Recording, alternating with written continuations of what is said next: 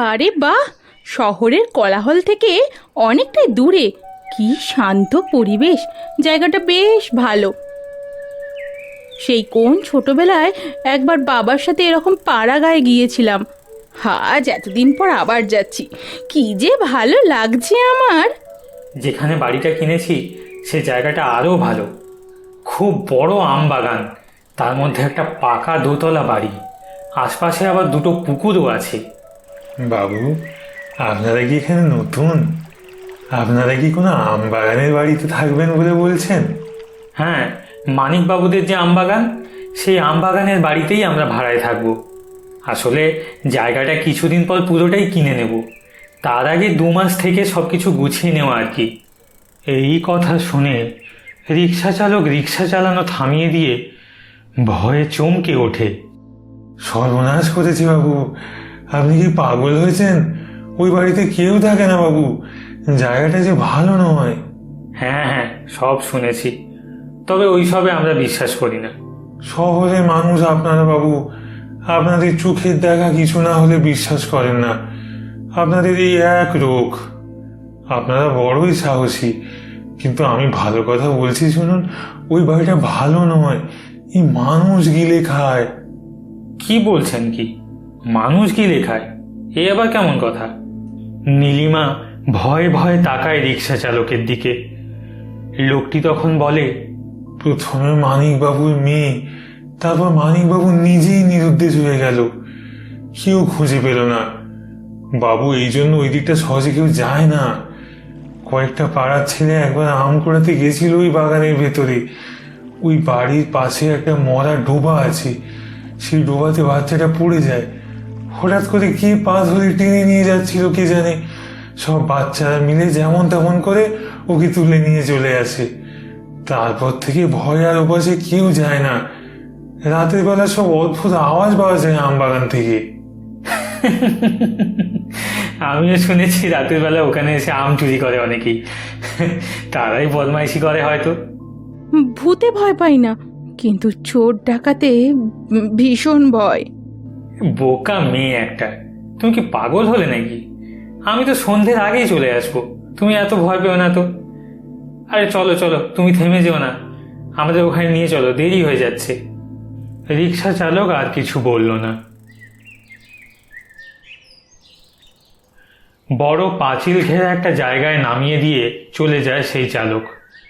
অর্জুন আর নীলিমা বাগানের ভেতর প্রবেশ করে। দূরে একটা বাড়ি দেখা যাচ্ছে, দোতলা। জায়গাটা আমার খুব পছন্দ হয়েছে, একদম মনের মতো।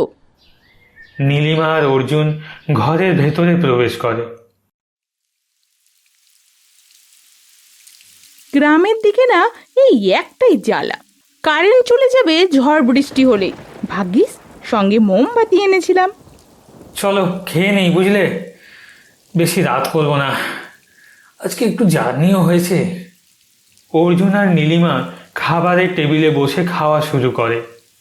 হঠাৎ খেতে খেতে অর্জুন নীলিমার দিকে তাকিয়ে দেখে তার পেছনে দাঁড়িয়ে একটা ছায়া মূর্তি। কে কে ওখানে? কোথায় কে? কেউ নেই তো। একজনকে যেন দেখলাম মনে হয়। আলো অন্ধকারে নিশ্চয়ই ভুল দেখেছো, তাড়াতাড়ি খেয়ে নাও, খেয়ে নাও বলছি। তবুও অর্জুনের সতর্ক দৃষ্টি চারিদিকে ঘোরাফেরা করতে লাগলো। ও সত্যিই একজনকে দেখেছে, সে ভুল দেখতে পারে না, এই সব বারবার মনে হতে লাগলো। ওরা ছাড়াও কি তাহলে ঘরে আরো কেউ আছে? অর্জুন আর নীলিমা ঘরে ঘুমোচ্ছিল। হঠাৎ করে ঘরের বাইরে থেকে একটা বাচ্চা মেয়ের খিলখিলে হাসির শব্দ শুনে অর্জুনের ঘুম ভেঙে যায়। কে কে হাসে এত রাতে? নীলিমা, এই নীলিমা, ওঠো তো। অর্জুনের ডাকে নীলিমা উঠে পড়ে। নীলিমাও শুনতে পায় সেই হাসির শব্দ, আর সেই সাথে আর একটা গম্ভীর গলা। কি রে, এত রাতে এখানে কি করছিস? চল চল, এখান থেকে চল। আমি আমি আর একটু থাকি না, এখানে থাকি না, আমি আর একটু থাকি। শুনতে পাচ্ছ নীলিমা?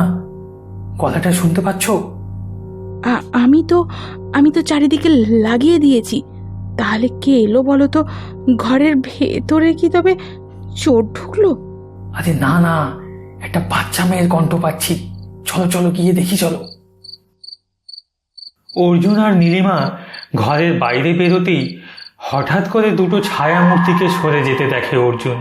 আরে আরে ওটা কি? কোথায় কোথায়? কেউ তো নেই। তুমি আবার ভুলভাল কি সব দেখছো বলো তো? কিন্তু সেই গলার আওয়াজটা যে শুনছিলাম সেটা তো আর আসছে না। হ্যাঁ ঠিক তো। আমার কি মনে হয় যেন ওটা দূরের কোনো বাড়ি থেকে আসছে। চলো চলো আমরা শুয়ে পড়ি। হ্যাঁ, এমনি এমনি ভয় পাচ্ছি আমরা। পরের দিন সকালবেলা অর্জুন কাজে চলে যায় আর নীলিমা গোটা বাড়ি ঘুরে ঘুরে দেখতে থাকে। বাড়ির পিছনে ডোবাটার কাছে গিয়ে নীলিমা দাঁড়ায়।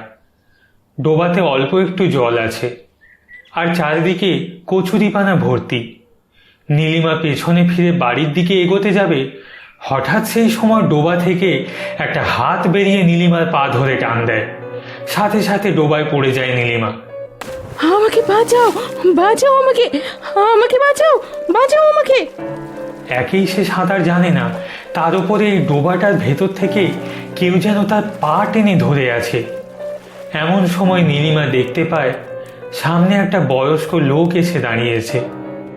আমার হাতটা ধরো বৌমা, ধরো আমার হাতটা। নীলিমা লোকটার হাত ধরে। লোকটা তাকে টেনে তোলে।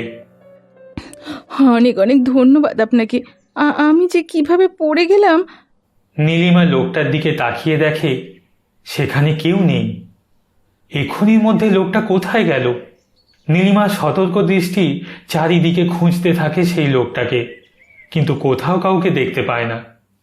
এই তুমি আর ওই দিকটা যাবে না, ভাগ্যিস লোকটা ছিল, কিন্তু লোকটা কোথায় গেল?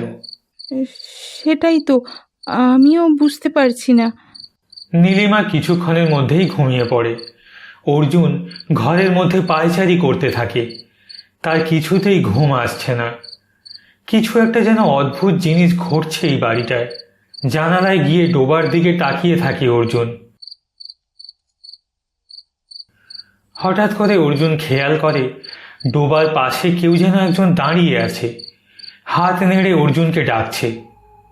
অর্জুন বাড়ি থেকে বেরিয়ে ডোবার দিকে যায়। কে কে ওখানে? আমি আমি মানিক বাবু। মানিক বাবু? মানে যার এই আমবাগানটা? আপনি এখানে এত রাতে কি করছেন? কালকে রাতেও আপনার কথা শুনেছি, আর আজকে আপনি আমার বউকে বাঁচিয়েছেন, তাই তো? লোকটা বিশ্রীভাবে হেসে ওঠে। সেই হাসি শুনে অর্জুনের গোটা শরীরে ঠান্ডা শীতল বাতাস বয়ে যায়। হঠাৎ করে অর্জুনের মনে পড়ে যায় সেই রিক্সা চালকের মুখে মানিকবাবু আর তার মেয়ের হারিয়ে যাওয়ার কথা। হ্যাঁ, ফোনে তো কথা হয়েছিল আপনার ভাইয়ের সাথে, আপনার সাথে আমার কথা হয়নি। আপনার সম্পর্কে এখানে রটে আছে যে আপনারা নাকি হারিয়ে গেছেন। ওরা ঠিকই বলে। লোকটার কি মাথা খারাপ আছে? না, আমার মাথা খারাপ নেই। আপনি আমার মনের কথা কি করে বুঝছেন বলুন তো? আর তাছাড়া আপনি আমার স্ত্রীকে বাঁচিয়েছেন, আমার সামনে এই যে জলজ্যান্ত দাঁড়িয়ে আছেন।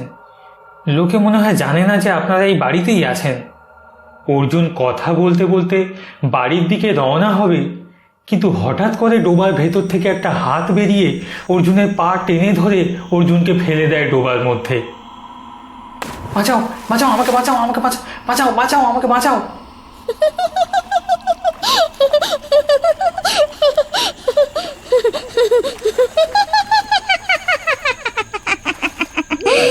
সেদিন সেদিন আমিও পড়ে গেছিলাম।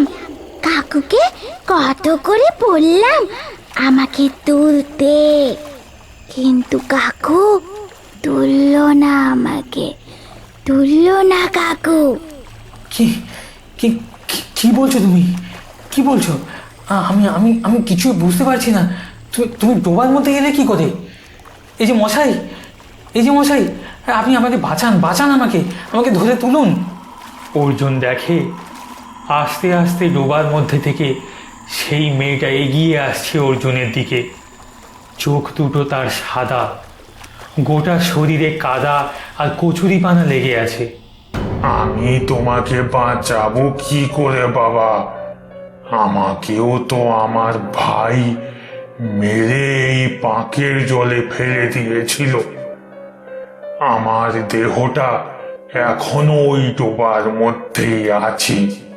অর্জুন দেখে তার পিছনে সেই ভয়ঙ্কর দেখতে বাচ্চা মেয়েটার দেহ, আর সামনে ভাসছে মানিকবাবুর কাটা মুন্ডু। কি ভয়ঙ্কর পরিস্থিতি!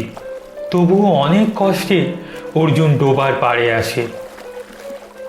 উপরে উঠেই বাড়ির দিকে দৌড়ে যেতে গিয়ে হঠাৎই সে মাথা ঘুরিয়ে অজ্ঞান হয়ে সেখানেই পড়ে যায়।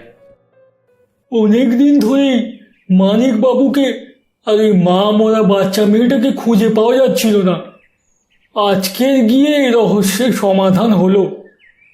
ওনার ভাইকে আমরা ধরেছি, ওনার ভাই সমস্ত কিছু স্বীকার করেছেন। তাহলে অর্জুন বাবু, এই বাড়িতে কি আপনি আর থাকবেন? আপাতত কদিন তো থাকতে হবে, নতুন বাড়ি না পাওয়া অবধি। কি জানি, বুঝতে পারছি না।